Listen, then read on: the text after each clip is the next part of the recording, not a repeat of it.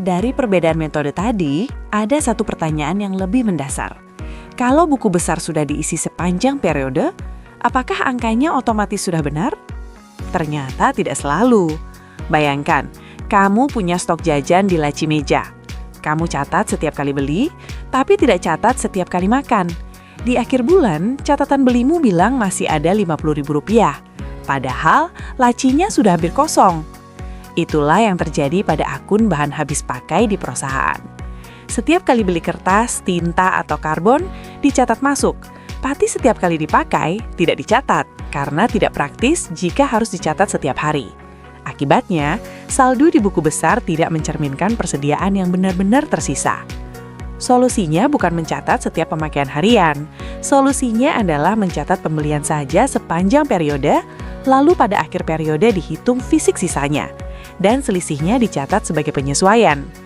Dan proses inilah yang disebut penyesuaian, memindahkan bagian akun yang sudah terpakai ke pos biaya dan menyisahkan bagian yang belum terpakai sebagai aktiva. Dari konsep penyesuaian tadi, sekarang lihat langsung angkanya. Dan selisihnya jauh lebih besar dari yang kita bayangkan. Sepanjang tahun, perusahaan membeli bahan habis pakai 3 kali.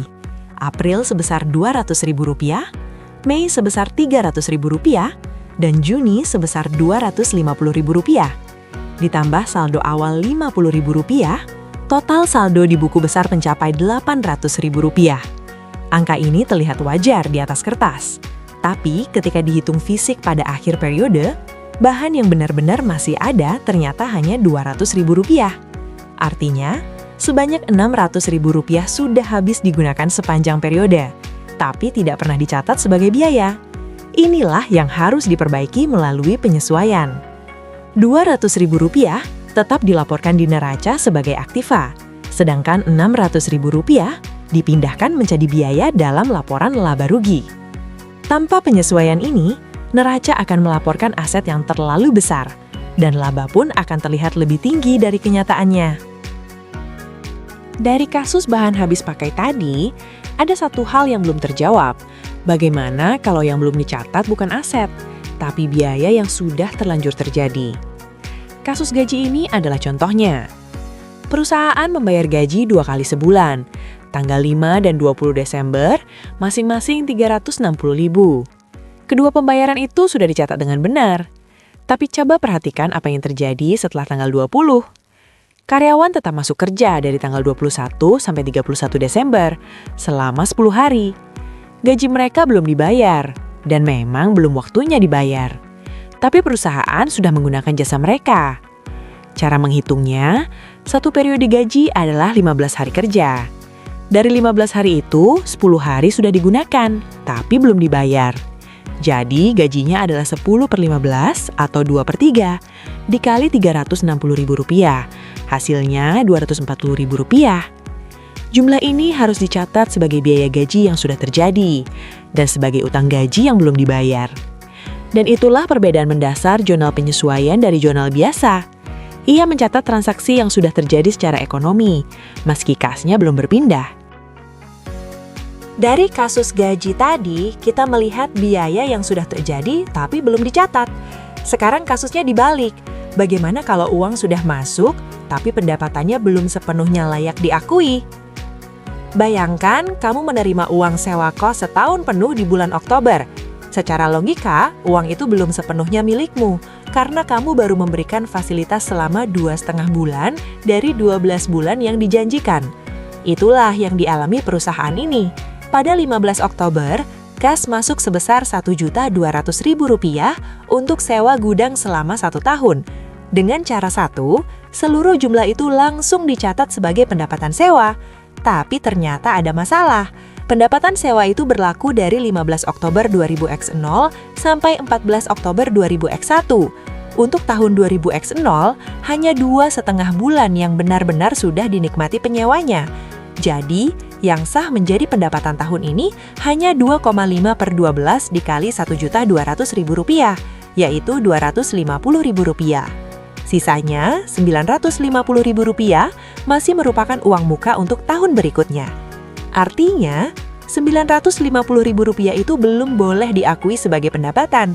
Dan di slide berikutnya, kita akan lihat bagaimana jurnal penyesuaian memperbaikinya. Dari Rp950.000 yang belum layak tadi, sekarang saatnya kita lihat bagaimana cara jurnal penyesuaian memindahkannya ke tempat yang benar. Ingat, dengan cara satu, seluruh Rp1.200.000 sudah terlanjur masuk ke akun pendapatan sewa. Padahal yang benar-benar layak diakui sebagai pendapatan tahun ini hanya Rp250.000. Artinya, Rp950.000 harus dikeluarkan dari pendapatan sewa. Caranya, debit akun pendapatan sewa sebesar Rp950.000 ini mengurangi pendapatan yang terlalu besar tadi. Lalu, kredit akun uang muka pendapatan sewa sebesar Rp950.000 ini mencatat kewajiban perusahaan untuk memberikan jasa sewa di tahun berikutnya. Setelah penyesuaian, akun pendapatan sewa bersaldo Rp250.000, tepat sesuai yang layak untuk tahun ini. Dan akun uang muka pendapatan sewa bersaldo Rp950.000, tampil di neraca sebagai utang lancar bukan pendapatan. Cara satu selesai, tapi menariknya ada cara kedua yang mencatat transaksi ini dari awal dengan pendekatan yang berbeda, dan hasilnya akan sama persis di akhir. Dari cara satu tadi, sebelum masuk ke cara dua, ada baiknya kita lihat dulu gambaran besarnya secara visual. Karena timeline ini akan membuat segalanya jauh lebih mudah dipahami. Bayangkan sebuah garis waktu. Di titik paling kiri, 15 Oktober 2000X0, perusahaan menerima Rp1.200.000. Garis itu membentang sampai 14 Oktober 2000X1, 1 tahun penuh masa sewa. Sekarang tarik garis tegak di 31 Desember 2000X0. Garis tegak itu membelah periode sewa menjadi dua bagian. Bagian kiri dari 15 Oktober sampai 31 Desember adalah 2,5 bulan, senilai Rp250.000. Bagian inilah yang sah menjadi pendapatan sewa tahun 2000X0. Bagian kanan, dari 1 Januari sampai 14 Oktober 2000X1 adalah 9,5 bulan, senilai Rp950.000. Bagian ini belum layak diakui sebagai pendapatan, sehingga masih berstatus uang muka pendapatan sewa. Sekarang lihat tabel perbandingan dua cara. Jurnal awalnya berbeda, jurnal penyesuaiannya berbeda arah, tapi saldo akhirnya identik. Pendapatan sewa tetap Rp250.000, uang muka tetap Rp950.000. Dan itulah bukti bahwa dalam akuntansi, jalan yang ditempuh boleh berbeda. Selama tujuan akhirnya sama, hasilnya akan selalu bertemu di titik yang sama. Dari timeline tadi, kita sudah tahu cara pertama mencatat langsung sebagai pendapatan, lalu dikoreksi. Cara kedua punya logika yang lebih hati-hati sejak awal, dan cara berpikirnya lebih dekat ke prinsip akrual. Bayangkan kamu menerima uang titipan dari teman.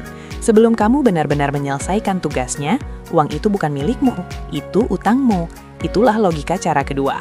Saat Rp1.200.000 masuk pada 15 Oktober, perusahaan belum memberikan jasa sewa apapun. Jadi, seluruh jumlah itu langsung dicatat bukan sebagai pendapatan, melainkan sebagai uang muka pendapatan sewa, sebuah kewajiban. Kasnya didebat sebesar Rp1.200.000 dan uang muka pendapatan sewa dikredit sebesar Rp1.200.000. Artinya, sejak awal, perusahaan mengakui bahwa uang itu adalah hutang jasa kepada penyewa. Lalu pada akhir periode, baru dihitung berapa bagian yang sudah benar-benar dinikmati, yaitu 2,5 bulan dari 12 bulan, senilai Rp250.000.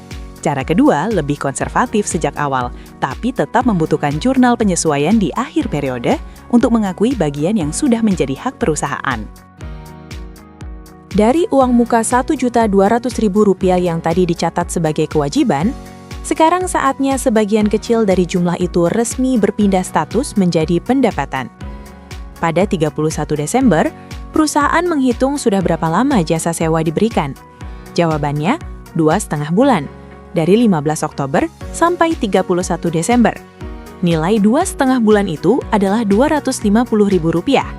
Jumlah inilah yang sekarang layak diakui sebagai pendapatan. Maka, jurnal penyesuaiannya, debit uang muka pendapatan sewa sebesar Rp250.000, ini mengurangi kewajiban yang tadi dicatat. Kredit pendapatan sewa sebesar Rp250.000. Ini mengakui pendapatan yang memang sudah diperoleh. Setelah penyesuaian, uang muka pendapatan sewa tersisa Rp950.000. Itulah kewajiban yang belum selesai. Dan pendapatan sewa bersaldo Rp250.000, tepat sama dengan hasil cara 1. Dua cara, dua arah jurnal penyesuaian yang berlawanan, tapi keduanya berakhir di angka yang identik, karena keduanya tunduk pada satu prinsip yang sama. Pendapatan hanya boleh diakui sebesar yang sudah benar-benar diperoleh. Dari prinsip pengakuan pendapatan tadi, ada kasus yang lebih senyap tapi sama pentingnya. Bagaimana kalau pendapatannya sudah menjadi hak perusahaan, tapi uangnya belum datang sama sekali? Bayangkan kamu menaruh uang di celengan berbunga. Setiap hari yang berlalu, bunga itu bertambah diam-diam, meski kamu belum bisa mengambilnya sampai celengannya jatuh tempo. Itulah yang terjadi dengan deposito ini. Pada 1 September, perusahaan mendepositokan Rp50 juta di bank dengan bunga 6% per tahun. Bunga baru akan diterima bersamaan dengan pokoknya pada 28 Februari 2001 saat deposito jatuh tempo. Tapi ketika perusahaan menyusun laporan keuangan pada 31 Desember 2000, sudah ada 4 bulan bunga yang menjadi hak perusahaan, yaitu dari September sampai Desember. Cara menghitungnya, 6% dikali 4/12 dikali Rp50 juta, hasilnya Rp100.000. Hak atas bunga senilai Rp100.000 ini belum pernah dicatat sama sekali. Maka penyesuaian harus dilakukan, karena hak sudah ada dan pendapatan sudah diperoleh, meski kasnya baru akan datang 2 bulan lagi. Dari hak bunga Rp100.000 yang belum tercatat tadi, sekarang kita lihat bagaimana satu jurnal sederhana bisa mencatat dua hal sekaligus, hak dan penghasilan dalam satu gerakan. Jurnal penyesuaiannya terlihat sederhana, tapi menyimpan dua informasi penting. Di sisi debit, akun piutang bunga didebet sebesar Rp100.000. Ini mencatat bahwa perusahaan punya hak tagih atas bunga yang belum diterima. Piutang ini akan masuk ke neraca sebagai aktiva lancar, harta yang akan cair dalam waktu dekat. Di sisi kredit, akun pendapatan bunga dikredit sebesar Rp100.000. Ini mengakui bahwa perusahaan sudah benar-benar mendapatkan penghasilan bunga di periode ini, meski kasnya belum masuk. Pendapatan ini akan tampil di laporan laba rugi sebagai pendapatan non-usaha. Dua akun ini bekerja berpasangan, satu di neraca, satu di laba rugi. Keduanya lahir dari satu transaksi yang sama. Dan itulah esensi jurnal penyesuaian untuk pendapatan yang sudah tertagih. Hak sudah ada, maka catat sekarang. Jangan tunggu kasnya datang baru diakui.